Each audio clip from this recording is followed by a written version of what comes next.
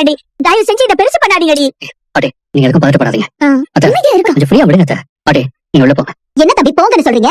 அந்த பொண்ணு கைய பிடிச்சு பேர் என்னன்னு கேட்டுட்டு இருக்காங்க. அடுத்து என்ன? உள்ள கூட்டிட்டு வந்து சோறு போடுவாங்க. அப்புறம் அவங்களும் என் மகனோட பிள்ளைங்க தானே, அதுங்களுக்கு சொத்துல பங்கு கொடுக்கலாம்னு சொல்லுவாங்க. என்ன தேடுனீங்களா? யமுனா இப்பதான் சொன்னா. என்ன பண்ணிட்டு இருந்த? அவன் எந்த காணும்? நான் கொஞ்சம் அந்த பக்கம் இந்த பக்கம் அசந்தாலே வீட்டுல சண்டை ஆயிடுது. சேர்த்து விட்டு திரும்புறேன், உடனே ஏதாவது ஒரு வார்த்தை பிடிச்சிக்கிட்டு அப்படியே சண்டை போட்டுக்க ஆரம்பிச்சிடுறாங்க. கொடைக்கானலுக்கு வந்து இவ்வளவு பிரச்சனை ஆகும்னு நான் எதிர்பார்க்கவே இல்ல. இந்த சண்டையில உங்க 3 பேர் சண்டை காணாம போயிடுச்சு இல்ல? அது என்னமோ உண்மைதான். நடந்த எல்லா விஷயத்துக்கும் நாங்க பயந்தோம். ஒரு மாதிரி ஷாக்ல இருக்கும். இதே எங்களால ப்ராசஸ் பண்ண முடியல. இல்ல எங்களுக்குள்ள நாங்க எங்க சண்டை போட்டுக்கிறது? நீங்க ரெஜிஸ்டர் ஆபீஸ் போறமா? ஆமா, அதான பிளான். அம்மா அப்படிதான் சொன்னாங்க. அது நல்லா தூங்குனியா? சரியா தூங்கல. அதுக்காக வீட்டை அவங்களுக்கு விட்டு கொடுக்க சொல்றீங்களா? ஐயோ நான் அப்படி சொல்ல வரல.